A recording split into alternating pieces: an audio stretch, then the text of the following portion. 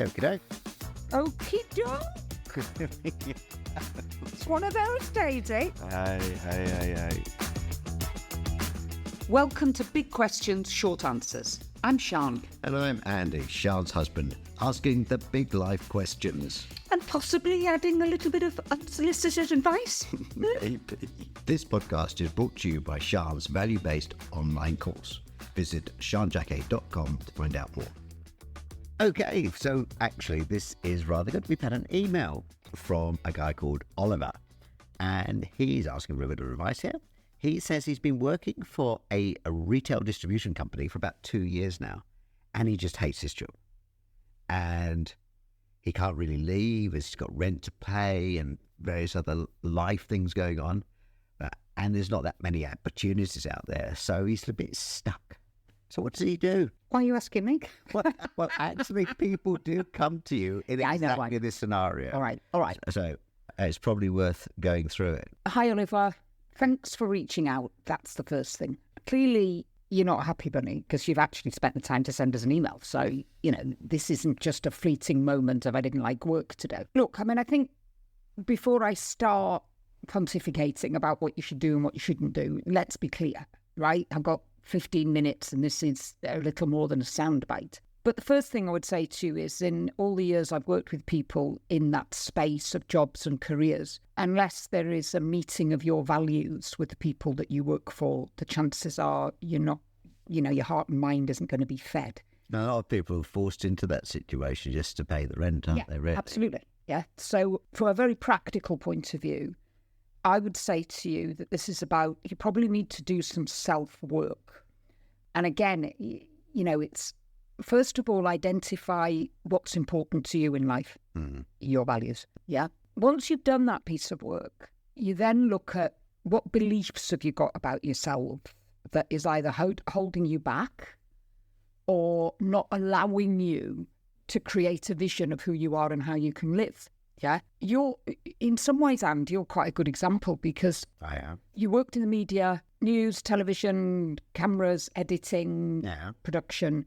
It was absolutely your thing. And throughout your career, the times you've been spinning out of control was because you couldn't see yourself doing anything different than where you were at that moment. Well, that's it, because you've got these commitments and family or whatever. You're just trying to make it work. Yeah. So I understand that, right? And I'm not belittling that. But what I'm saying is if you put some time, a little bit of time aside every week, don't try and solve it in a day. Yeah, maybe give yourself a month to do some self-development. What are your values? What are your beliefs? And what's the vision of how you want to live and what you'd like to use your life energy for? It's very difficult, isn't it? When you're stuck in that kind of, retail distribution. Whilst it's very important, it doesn't strike me as something that's particularly fascinating. But about retail, yeah, it's a very, very important part of how the world works. All those people in retail distribution, no offense, but I'm telling you, your world would come to an end within 24 hours if you didn't have those people. Absolutely, very important. But to you, boring as backcheck. Yeah, a little bit. But same could be said for what you do. Yeah, probably. But what I'm saying is that we can be very ethereal about these dreams about what we want to be. I don't want to be in retail distribution. I want to be... Again, it's difficult. I don't know Oliver's sitting in front of me. I don't know how old he is. I don't know what his particular situations are. But what I would say is that you need to look at the bigger picture of what you need, right? And as I say, Oliver, I don't know who you are and how old you are. And, it doesn't matter whether you're 25, 45 or 55. If what you're doing is not floating your boat, which it clearly isn't, then there are many, many, many, many other things that you can do. And I'm just going to take this opportunity. I don't know whether this is right for Oliver, all right? I'm not trying to fix him from a distance. But what I'm trying to say is that recently, in the last couple of years, I've become aware of a process that is now in place here in New Zealand. I don't know what the story is in the rest of the world. Oh. But there are several people over these last couple of years that I have referred to this organisation, and over half of them have taken up the opportunity. And that is to go and retrain to be a teacher, but you're older, and they pay you to do the training. And the training is on site in schools with some modular online learning. and you've got a complete support system from an academic establishment, but also from the schools, right? Okay. And I can honestly say the people I've chatted to who have embraced this as an opportunity, every one of them are like some kind of evangelical, oh, this is the best thing that's ever happened. They're earning money, they're contributing, they're developing their lives. I mean, again, there are some practical things here, aren't there? Yeah. I mean, where do you use management experience and people skills? I mean, we're better than in school. So look, people really couldn't see that kind of, I suppose it depends what his education was in and if he did a degree. But people don't see management as, I don't know, transferable in. Well, it's very hard for any of us to see what we're good at. Yeah. Again, I would have a look at that professional values workbook that I've got up there, because one of the parts of that is looking at what your skills are. Yeah. And usually we don't, unless we need to throw a CV together for some reason, we don't look at our skills. And back in ye olden days, skills weren't even part of a CV. It was, I had this job from this time to this time. Yeah. Well, now it is about your core competencies and skills and abilities. And again, I can honestly say to you, I have never worked with anybody who's done that piece of work that hasn't come out thinking, I'm actually quite smart. Actually, I can do a lot of stuff. Yeah. It's not... It's breaking it down, isn't it? We're very critical of ourselves, aren't we, in terms of what we think we're capable of. And when you've been doing something in a job, for a few years, you're just doing it. You're not even reviewing what am I doing and how well am I doing it. Yeah. So I would say, Oliver, look, it's evolution, not revolution. I'm certainly not saying to you, go and hand in your job, roll the dice, something else will. Yeah. You need to do some work on yourself first, because otherwise you may well be jumping from fire pan into fire. Yeah. Well, what about if okay, so it pays really well, may obviously pay more than one teacher gets, or but outside that, just doing, you use your work to pay your rent, and then you do something outside to float your boat, kind of thing. Well, I mean, that's an equation that a lot of people live by, and it works, and everybody's different. As I say, Oliver's reached out to ask, but the reality is there isn't enough information there for me to, in a qualitative way, give him some I suppose the key is there is, why does he hate his job? Is it the people? Is it the process? Usually if you ask somebody why they don't like it, they can give you a whole list. It's what you want that is where it's like, I can't find the words. If you don't want this, okay, fine. What do you want? Right. And once I ask that question, it's like, oh. People don't know what they want. Exactly. Because they don't know what's possible. They don't know, if you've never tried it, if you've never experienced it, hence why I would be saying, you have to look at your circumstances. How much money every week, every month, every year do I need to bring in to live at that level? So if that's the equation, where can I go and earn that money? And I know I'm sounding like, of course, but it is, what I'm really saying is get out of the emotional motorway lane of I'm unhappy, I don't like this, I want change, right? Get into the motorway lane of, okay, what does change look like? What does success look like for me? How much of my life energy am I prepared to put into doing that? Because let's be clear, I know people who've got 3 jobs, and it's because they want to earn a lot of money, relative, because they want something. I personally know somebody who is house sitting and dog sitting and travelling all over the country for months at a time, living out of a bloody suitcase, right? To save rent, so they've got deposit to buy a house. So do you see what I'm saying? It's all about what your motivation is. Right, so it's setting a goal, and then once you've set a goal, you can... I hate that goal. Hate it. Oh.